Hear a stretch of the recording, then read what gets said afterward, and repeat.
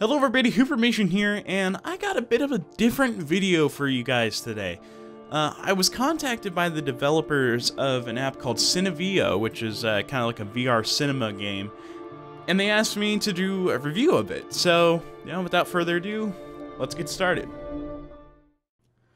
Loading into Cineveo, I noticed a few things. First off, the interface is very well done. I like the 3-block select for making a selection, so like you look at it and you can move to the side and that's how you select things. It's nice. Makes it so that in my rapid head movements I don't accidentally click something I didn't want to. So on this screen you can select your movie or find one on your hard drive. That's a nice touch. Let's just go ahead and move on to the theater environments. There are 6 to choose from, and the first is called the 4D Theater. At first sight, this one looks really well polished. The theater is really detailed and looks pretty realistic, honestly. I really like the way that the screen wraps around a bit, kind of like a curved TV. Adds a lot more to the experience than you think, really. However, the lights on the side are a bit strange. I know that they are there to emulate the colors of the sides of the screen, to give you the effect of the screen stretching a bit past your view. But to me, it's a bit distracting because the color's flashing. This one runs really well, FPS is good, no dips like that, no judder. I like this one, but it's just the first of 6. This is probably one of the theaters that work for everything, really, any kind of movie.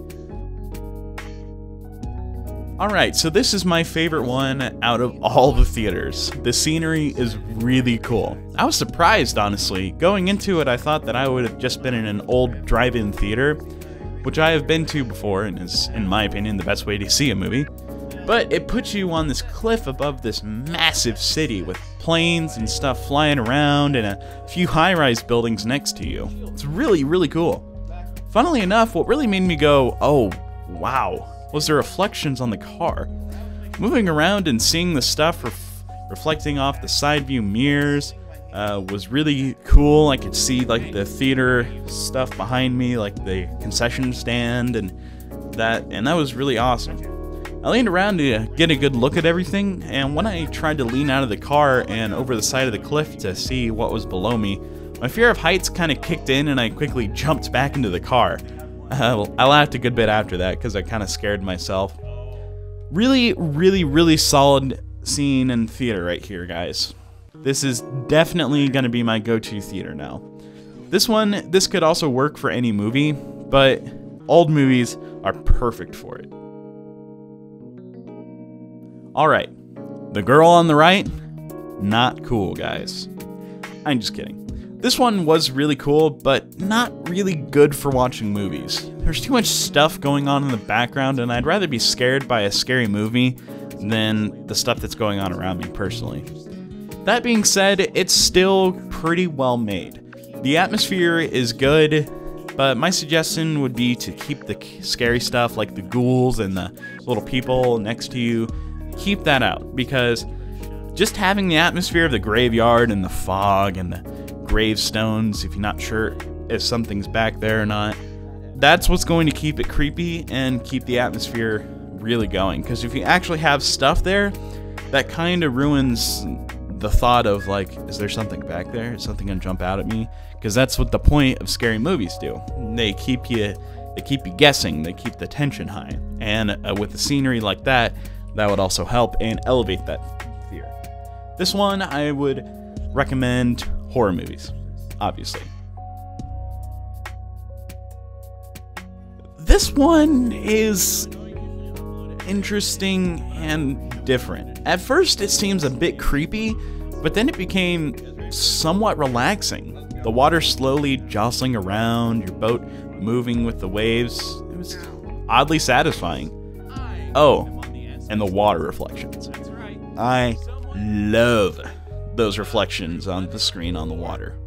It's really, really cool effect, and it really adds to the environment. Overall, there isn't really much to be said about it. It's just kind of like an old lighthouse scene with a big theater in the water.